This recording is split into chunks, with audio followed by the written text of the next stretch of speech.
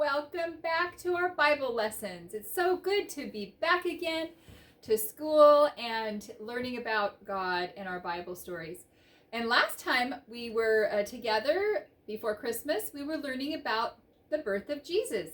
And of course, the birth of Jesus story is in the New Testament in Luke, Matthew, Mark, and Luke. And so we took about a month off and from the Old Testament and learned about the birth of Jesus. Well, we're back now into the Old Testament. Up till this point, we've learned about those stories in Genesis. All the stories about God and about creation and about his people, the Israelites.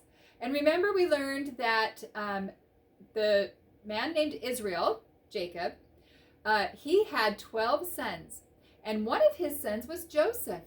And remember how Joseph was sold as a slave in Egypt, but then he became one of the most important men in Egypt. And he was the one that was responsible for making sure there was plenty of food for the Egyptians. And then Joseph's family came to Egypt to get food.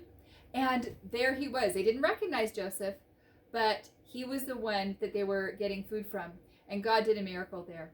Then it was such a blessing because Joseph and his family Joseph's family all moved to near Egypt, right next to Egypt, a place called Goshen. And they lived there for hundreds of years. And they had children and grandchildren, great-grandchildren. And there ended up being 2 million people, Israelites. That's a lot of people. I know in my family, my husband and I have 4 kids. They got married, which makes 8. And then I have 8 grandchildren. So 8 plus 8 is 16. So because of my husband and I, we have 16 people in our family. If you add us, it's 18. Well, with Jacob's family, all of his 12 sons and their children and grandchildren and great-grandchildren and great-great-grandchildren, they ended up with 2 million people there in Goshen. Well, the Pharaoh in Egypt started getting nervous, thinking that they wanted to be more powerful and they would maybe take over his country. So what he did, and this was not the same Pharaoh, of course, that knew Joseph. This now was a few hundred years later. And it was a different Pharaoh, and he didn't like all those Israelites. There were too many of them. And he was worried that they would want to take over his country. So he decided to make them slaves. So they became slaves, and they had to work so hard from sunup to sundown. But God blessed them and made them even stronger. And they even had more children, and they even just grew and grew. And wouldn't you know, it was just amazing. It was a miracle how God took care of Joseph and his family.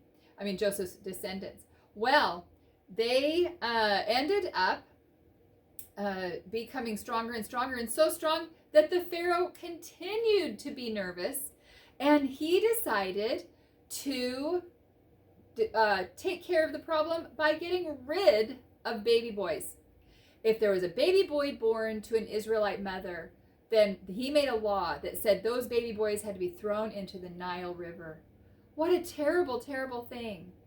And so what happened is, back in those days, babies were born at home. And they would have Egyptian midwives that would come and help the baby be born. And the Egyptian midwife would take the baby away from the mother and throw the baby in a river.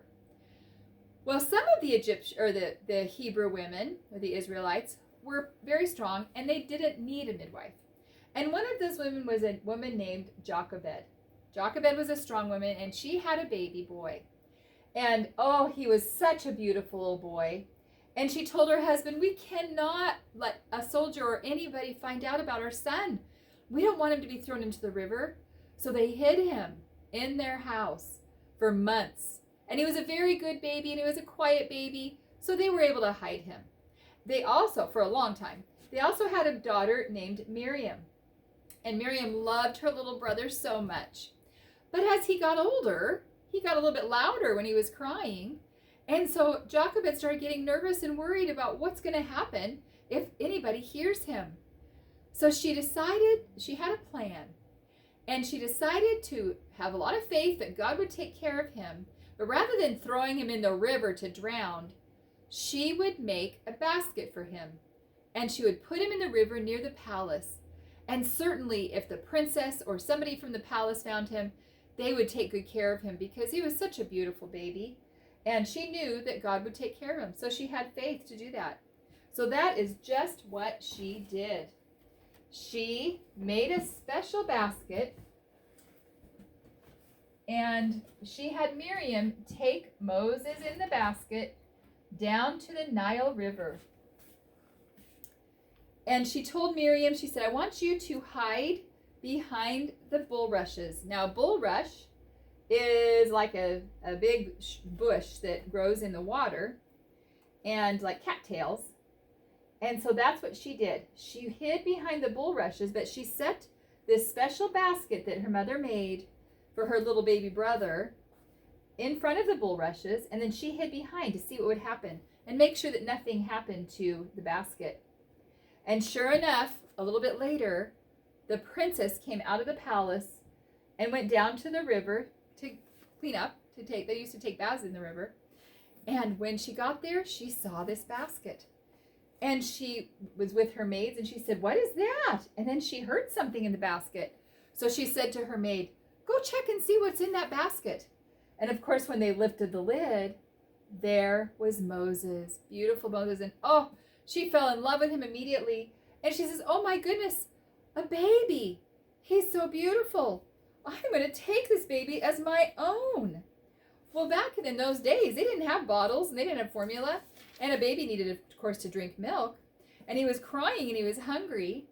And the princess recognized the blanket that was wrapped around him as one of the Hebrew babies. And so just then, Miriam, his sister, came out to talk to the princess. And she said, I know of a Hebrew woman that could feed the baby. Would you like me to get me, go get the baby or that mother? And she could nurse the baby for you? And so Pharaoh's daughter said, yes. Take the baby and take him home so the mother could nurse, the woman could nurse him for me. But this was going to be her baby, the princess's baby.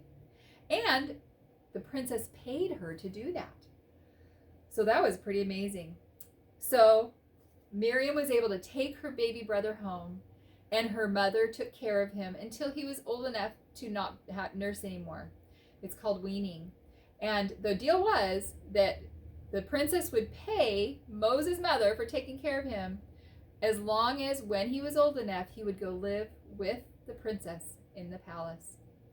What an amazing story. What a lot of faith Jochebed had to have that her baby would be safe this way. And God has a very, very special plan for this little baby. And we'll find out more about that plan tomorrow.